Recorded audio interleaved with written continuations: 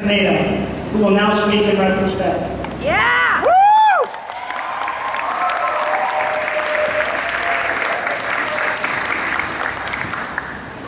So, I had a speech, then,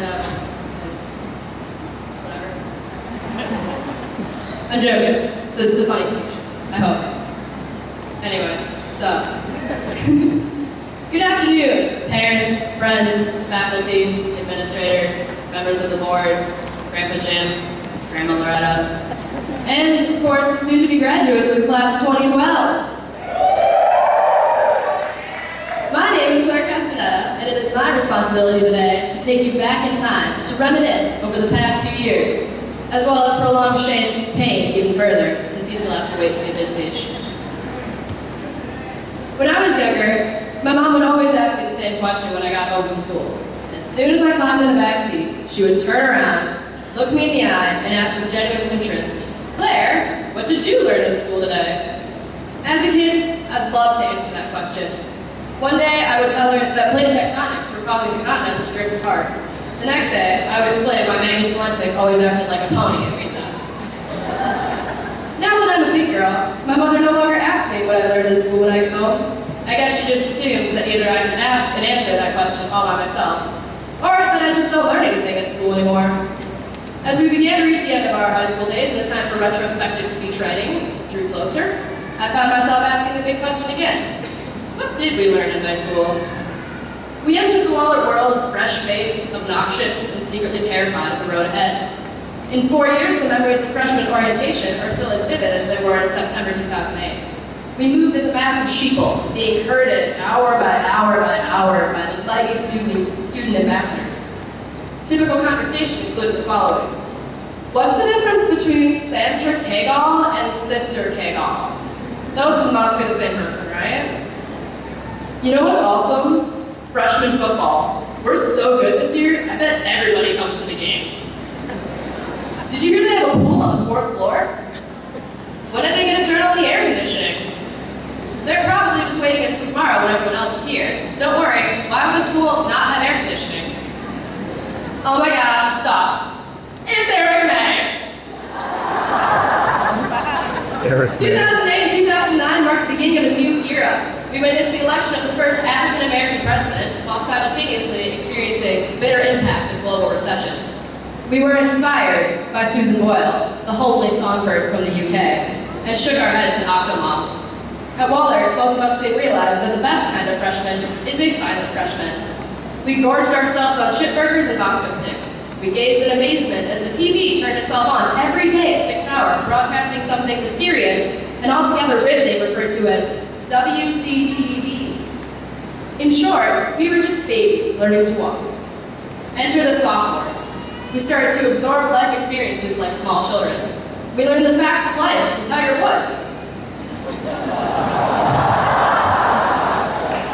We tilled our first virtual farms in Farmville. We basked in the glory of a double rainbow. We watched Snooki and her crew take on the Jersey Shore for the very first time.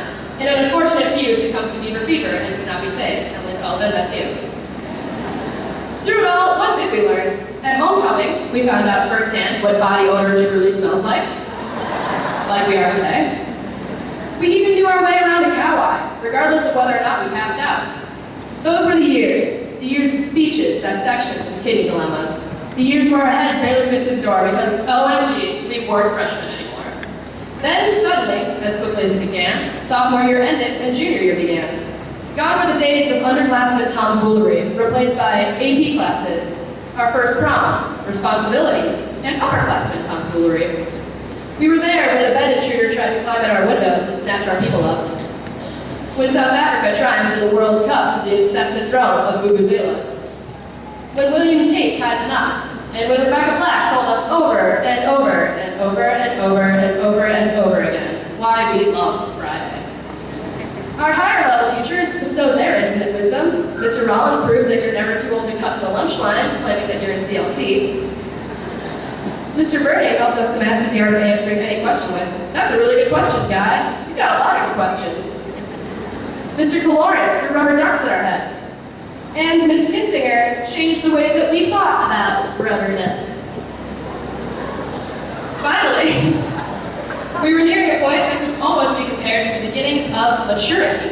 The time for independence was fast approaching and a transition was already in motion. That isn't to say that we still didn't have our lapses in judgment, but thankfully, we restricted most of our violent tendencies to the hockey unit. In many years, 3 years passed in the blink of an eye. In other ways, it felt like an eternity waiting to become the apex species of the Wahlert food chain. Like a fever breaking into relief, the sweltering summer of 2011 gave way to the fall of our senior year. In our final year, we experienced change throughout Wahlert. Block scheduling, weighted grades, we met pep rallies. We reached the front row of the games and the far lunch tables, which was fun. It has been a year of firsts, and for us, many lasts. Our last dance, our last class, our last standardized test, our last state competition, our last snow day, our last service day, our last mass, our last chicken patty, and our last final exam. Typical conversation had changed drastically to now include the following. It's due tomorrow? Perfect, I'll just do it tomorrow during class then. I haven't worn makeup in seriously like 3 months. Bro babies, what's a FAFSA? Do you know where you're going next year? Do you know what you want to do? Suddenly, to our horror, it seemed that we were at a crossroads. At this juncture, we now had to choose the direction for the next chapter of our lives. With this decision came the welcome realization that we can now pass the torch and start fresh. My gosh, we're practically adults. So here we are today, at this familiarly stuffy gymnasium. A culmination of the lessons learned and the experiences gleaned in our 4 years of Wahlert. We've grown as members of the community on many levels. We've witnessed heartbreak on a global scale in Haiti, in Japan, in our own borders. With it, we've also seen the redeeming hope of countries united, celebrations of life and love, and the inspiration of regular people doing amazing things. We came, we saw, we hashtagged, we planked, we combed, and we T-bowed. We were there for the Kardashian wedding, and we lived through the devastating passing of the a la carte line. So what would you say that you've learned? I spent a few minutes talking at you, but I would much rather see what you really know before you leave this place. That's why, for one final time, I invite all of you, family and staff included, to put everything aside, take a second to prepare, and get ready for a pop quiz. And yes, it is cumulative. In front of me, I have 11 questions. These will test your knowledge of all things Wahlert and perhaps determine if you are truly ready as a class to graduate. Without further ado, let's begin. Number 1. Name at least 4 of the Oberfeld children, not counting Dorothy Joe. I actually don't know the answer. I didn't get around to looking it up. But I think Pierce, Grant, Lincoln, Truman, Carter. There's Wilson. I have Wilson. Any of those, you're correct. What are the dimensions of a standard ping pong table? Done? 5 by 10. It's a 5 by 10. Who was the principal of Wahlert during our freshman and sophomore years? You have 5 seconds. Don Sisler! Very good. What is the supreme law of the land? Governing. I see Alex Wiesert mouthing the Constitution. I think I see Joey mouthing the Declaration of Independence. Before block scheduling, at what time did 4th period start? Started at 10:09. How many significant figures are there in the number 0.0120? 0.0120. There are 4. I included the 0 at the end. Which Wahlert couple is dating/has dated for the longest period of time? I'm hearing Sam and Ellie. I'm hearing Jake and Mary. I heard the right answer. It was Connor and Tia.